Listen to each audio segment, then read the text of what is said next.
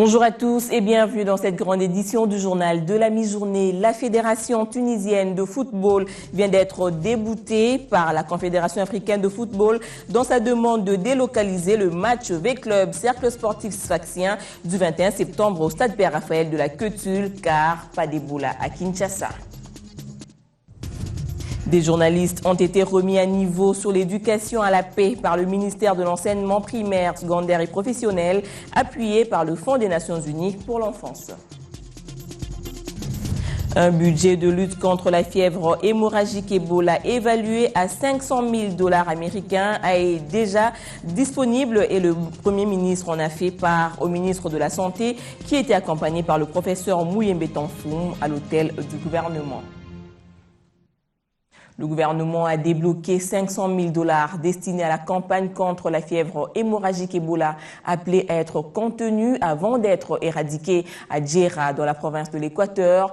L'utilisation de cette somme a fait hier l'objet d'un échange entre le Premier ministre, le ministre de la Santé et le directeur général de l'Institut national de recherche biomédicale. Aucun jour ne passe sans que le sujet sur l'épidémie d'Ebola ne soit évoqué à la primature. Ce jeudi, il a encore été abordé au cours de cette audience accordée au ministre de la Santé publique et au directeur de l'INRB. Déjà, le gouvernement a débloqué une somme d'environ 500 000 $ américains pour contenir cette maladie virale dont la situation demeure préoccupante. 42 cas, 6 cas confirmés, 13 cas probables et 23 cas suspects, 13 décès jusqu'à ce jour et 168 cas qui sont suivis des cas contacts et nous avons 14 prélèvements dont 8 ont été analysés avec 6 cas positifs et les 6 autres échantillons sont arrivés à Kinshasa hier soir avec la délégation des experts dirigée par le docteur Kebela, directeur de la direction de la lutte contre la maladie. Ayant une expérience en la matière, la République démocratique du Congo avait prêté main forte aux pays de l'Afrique de l'Ouest pour la cause. Le président de la République a dépêché une équipe de scientifiques et experts congolais à Monrovia. Il a dit que ça n'a pas été très facile parce qu'il est passé par Accra avant de rejoindre Monrovia et que la situation est quand même très sérieuse au niveau du Libéria où il est important que la population comprenne le sens de la lutte que le gouvernement libérien est en train de faire et que la population soit vraiment au centre de cette question. Le professeur Mouyembe a travaillé avec les experts et les scientifiques libériens et les autorités à différents niveaux ont été très touchés par ce geste de la République démocratique du Congo.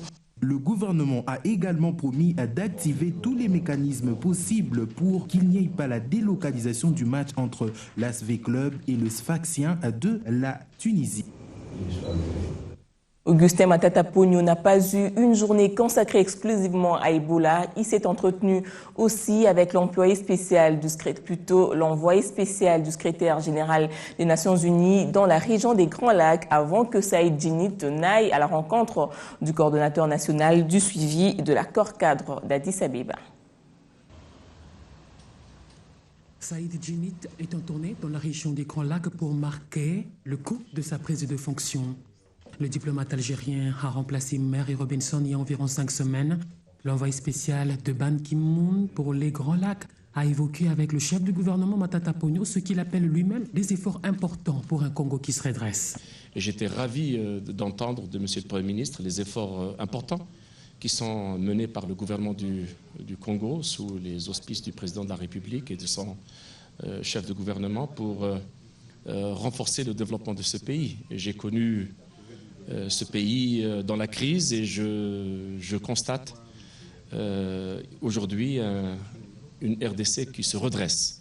Et je suis tout à fait confiant dans les capacités de ce pays à promouvoir le développement économique pour le grand bien des populations de tout le Congo. C'est avec François Mwamba, chargé du suivi de l'accord cadre, que Saïd Djinnit va passer le plus de temps. Le successeur de Mary Robinson se dit prêt à suivre pas à pas le processus de paix et de réforme décrété dans la capitale éthiopienne en février 2013. Nous sommes tous soucieux d'accompagner ce pays dans ses efforts.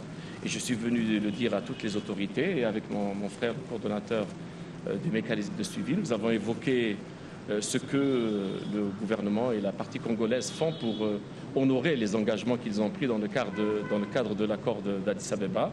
Et je suis venu rassurer mon frère que nous voulons travailler la main, dans pleine confiance et dans toute la transparence. Mon rôle en tant qu'envoyé spécial, de concert avec les autres responsables des organisations concernées, qui sont garantes de l'accord d'Addis Abeba, c'est de m'assurer que toutes les parties prenantes, au niveau national, régional et international, honorent leurs engagements pour qu'on aille de l'avant. Saïd Djinnit est un diplomate de carrière algérien. Il a été plusieurs fois responsable ou artisan des commissions de paix un peu partout en Afrique. Le successeur de Marie Robinson a poursuivi sa ronde par le siège de la Commission électorale nationale indépendante afin de se faire une idée exacte de l'évolution du processus électoral en RDC. Ces concertations avec l'abbé Apollinaire Malou Malou auront été enrichissantes, d'autant plus que les Nations Unies promettent leur contribution.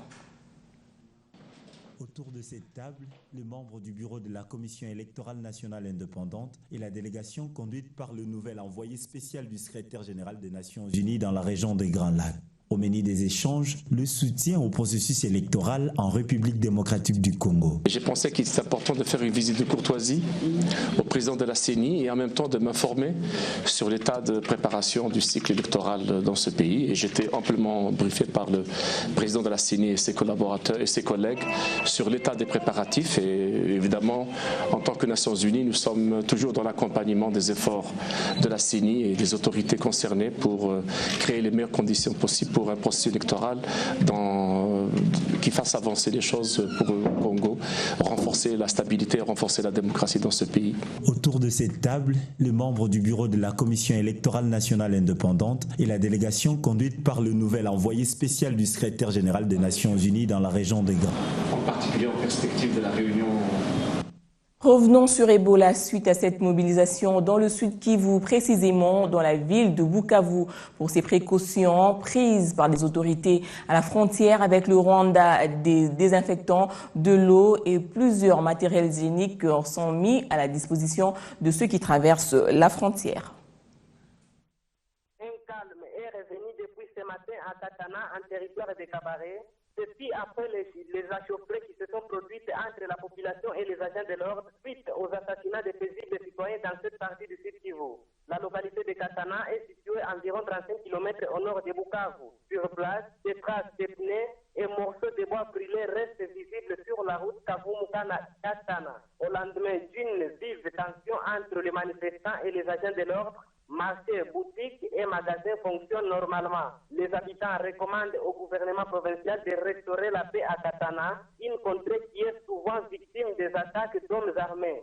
Un habitant qui a réussi l'anonymat n'est pas d'accord avec cette proposition. Il garde encore la confiance aux agents de l'ordre basés à Katana, mais il déplore les débordements des autres qui sont venus de Kavumu et qui auraient réprimé violemment la manifestation. L'administrateur du territoire de Kabaré appelle, lui, la population à collaborer avec le service de sécurité en dénonçant les malfaiteurs en vue d'asseoir une paix durable. Pour rappel, hier, 2 personnes ont été tuées par balle et 3 autres blessés par des hommes armés. À Katana, pour manifester sa colère, la population a barricadé la route Kavumu-Kalei. Conséquence, au cours des achauffourées, c'est le bureau du commissariat de la police qui a été sérieusement mis à sac par le feu. Allègement de la paye des fonctionnaires et agents de l'administration publique, celle-ci est dorénavant dotée d'un fichier unique de référence, document présenté par le secrétaire permanent de la procédure transitoire simplifiée en présence du vice-premier ministre en charge du budget. Aujourd'hui, Son Excellence, Monsieur le vice-premier ministre nous a invités pour nous présenter une étude qui a été réalisée par un consultant national qui nous a présenté exactement ces fichiers uniques, c'est-à-dire l'ensemble des informations des payes de tous les agents et fonctionnaires de l'État, inclus l'armée et la police. Nous espérons que très bientôt, nos agents et fonctionnaires de l'État, non seulement qui vont avoir la possibilité de tirer leurs fichiers de paye de façon électronique, c'est-à-dire l'agent pourra entrer sur un site internet, envoyer un SMS avec son numéro de code, et recevoir exactement toutes les informations toutes les informations de la paye, c'est-à-dire son salaire de base, ses primes, les impôts qu'il paye et prochainement la contribution à la caisse de retraite, ainsi de suite. Le fichier a l'avantage d'être, en fait, d'avoir deux volets. Il y a la gestion des ressources humaines et il y a la gestion de la paye. Donc ce fichier unique de référence, il est important à ce double titre. Avant qu'on arrive à payer quelqu'un, il faut qu'on puisse gérer sa carrière. Donc ce fichier va nous permettre de gérer la carrière des fonctionnaires et arriver jusqu'à la paye. Mais pour les zones assez difficiles, le gouvernement est en train de travailler pour inciter les banques à pouvoir à créer le succursale dans ces zones d'accès difficiles et pour que le fonctionnaire puisse être payé par voie bancaire. Pendant que se simplifient les procédures de la paie des fonctionnaires et agents de l'État au niveau national, au plan provincial, ces mêmes fonctionnaires soulèvent un autre problème. Ils décrivent les retenues sur leur rémunération lors de ces mêmes payes. Les éclaircissements avec Franck Mbambi, notre correspondant à Mbujimaï. Grogne à la fonction publique du Kasaï oriental. Une bonne partie des agents et fonctionnaires de l'État payés à la BCDC se plaignent de fonctions opérées sur leur salaire. Ils l'ont constaté lors de la paie du mois de juillet en cours dans la ville de Mbujimaï. Des sommes allant de 7 000 à 12 000 francs congolais sont retenues sur leur salaire sans aucune explication. C'est ce que dénonce l'intersyndicale de l'administration publique au Kasaï oriental. Son président provincial, Léon Kankolongo, déplore le fait que la BCDC ait procédé à cette opération sans en informer les bénéficiaires et à l'approche de la rentrée scolaire. Tous les efforts conjugués pour entrer en contact avec les responsables locaux de la BCDC se sont avérés sans succès, a-t-il ajouté. Mais contacté par Diwan Mbujimaï ce mercredi, le gérant de la Banque commerciale du Congo à Mbujimaï a rejeté tout en bloc. Selon lui, il s'agit d'une campagne de dénigrement orchestrée contre son entreprise. Cependant, des sources proches de cette banque reconnaissent qu'il y a effectivement ponction sur les salaires de fonctionnaires, mais pour plusieurs raisons. Regagnons Kinshasa à suivre ce sit-in que projette Freedom for Journalists aujourd'hui devant l'archevêché en vue d'exercer la pression sur le cardinal afin que soit libéré le journaliste Mike Mukebai. Des chevaliers de la plume se rendent donc dans la rue plutôt contrairement à l'appel à la retenue des organisations professionnelles. Moi, le plus grand journaliste pour moi, le plus bon, c'est le fineur, c'est le gars qui m'amène des infos que je ne retrouve pas dans les autres journaux, que je ne retrouve pas dans la concurrence. C'est ça pour moi le bon journaliste. S'il peut déjà fouiner et mettre son nez un peu partout, ramener les bonnes informations, ça c'est le bon journaliste pour moi. Sa quête de l'information lui a coûté sa liberté. L'éditeur du journal RD Congo News est en détention préventive dans une affaire qui l'oppose à un certain Richard Vianney, plaignant. Cet article publié dans un des numéros de Congo News, honte et opprobre pour un cardinal vendu au régime, serrait la pomme des discordes. Dans cet article, ce journal critique les actes de l'archevêque de Kinshasa. Dans la corporation, l'on ne parle pas le même langage. Pour l'Observatoire des médias congolais, l'instruction ou la poursuite de l'instruction ne peut pas se faire lorsque la justice est saisie. Quant à l'Union nationale de la presse du Congo, elle compte poursuivre encore d'autres démarches pour obtenir la liberté des journalistes et le traitement de cette affaire par le tribunal de paix. Freedom for Journalists, par contre, propose de hausser le ton. Dans un point de presse organisé jeudi, cette association de défense et de promotion de la liberté de presse a annoncé l'organisation ce vendredi d'un sitting devant l'archevêché de Kinshasa. Nous avons écrit déjà il y a 72 heures au gouverneur de la ville de Kinshasa avec copie au commissaire provincial de la police, ville de Kinshasa donc, et au commandant de la police du district de la Funa, la juridiction qui va nous voir observer le sit-in, mais aussi aux institutions des Nations Unies. Et donc, nous sommes dans la légalité de pouvoir organiser l'activité. Et nous pensons que nous allons être encadrés par la police. Le choix du lieu n'est pas fait au hasard. Les contenus qui relaient portent sur la personne de Monsengo de bout en bout. Qu'est-ce qu'il perdrait s'il demandait à la personne supposée avoir porté plainte de pouvoir la retirer? Les options que l'OMEC et l'UNPC ne soutiennent certainement pas. FFJ, lui, compte aller plus loin pour obtenir la libération de Mike Mukebai. Récit signé Alain Boma, média encore. Il s'est tenu hier à l'Institut de la Gombe, un atelier de renforcement des capacités des journalistes appelé à accompagner le processus de développement de la stratégie nationale éducation pour la paix, un processus qui sera lancé très prochainement. Fifi Loukoussa. Des chevaliers de la plume fortement impliqués dans le processus de résolution des conflits, une demande plus que réaliste car les hommes des médias sont à la fois des faiseurs de leaders et catalyseurs d'opinion. La stratégie nationale éducation pour la paix passe pour une clé qui ouvre des connaissances magistrales aux journalistes sur la nécessité d'une société sans hostilité. Un jour de formation, mais bien modulé, c'est cette œuvre de haute facture que le ministère de l'EPSP a fait profiter aux chasseurs d'informations. L'éducation pour la paix est une des conditions, est un des déterminants à la fois pour la réussite de la mise en œuvre des réformes qu'on met en place dans le ministère pour booster le système éducatif, mais également pour le développement d'une manière en général. Nous attendons des journalistes qu'ils puissent à la fois comprendre le contenu de cette notion d'éducation pour la paix et une fois qu'ils l'auront compris, qu'ils puissent le diffuser, informer la population et tous les acteurs du système éducatif et qu'ils puissent sensibiliser tous les acteurs à tous les niveaux, toutes les couches sociales à l'importance du bien vivre ensemble grâce donc à la paix. Ce premier lot d'une trentaine de journalistes activistes de la paix a les atouts de jouer le rôle des médiateurs et contribuer à la mobilisation de toutes les composantes de la société pour la pacification du pays. Une réunion de sécurité de 3 jours s'est clôturée à Goma entre les officiers de l'armée et de la police et d'autres services des 2 provinces de Kivu en vue de faire face à l'insécurité qui sévit dans certaines contrées de ces entités. Cela s'est clôturé par la signature d'un protocole d'accord.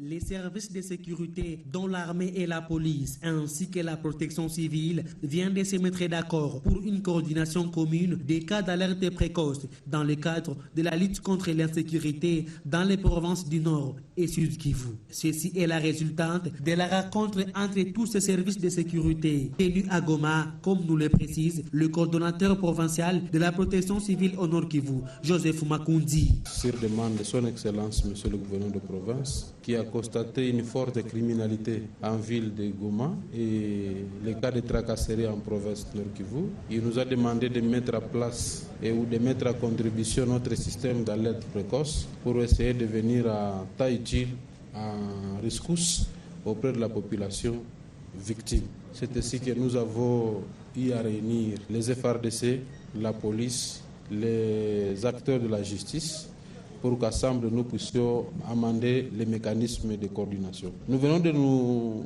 convenir par un draft des protocoles de collaboration entre ces structures. La mise en application de ces protocoles d'accord sera effective après les appréciations des gouvernements provinciaux du Nord et Sud Kivu. Un certain nombre de responsabilités auxquelles la protection civile s'est engagée, également les FARDC, la police et la justice. Et donc nous soumettons ce draft auprès des autorités du Nord et du Sud Kivu pour que ce draft soit amendé également à leur niveau. Et nous allons nous retrouver tous à Uvira pour la signature de ces protocoles d'accord. Étant donné que le premier atelier que nous venons de tenir à Goma s'est tenu ici chez nous, la signature pourra être amenée à Uvira, où on doit également participer à visiter d'autres sites qui ont été victimes des affres de guerre et je pense. Ce système d'alerte précoce a été créé pour faciliter la communication entre les populations vivant dans des zones à risque des provinces du Nord et Sud Kivu et les services de sécurité.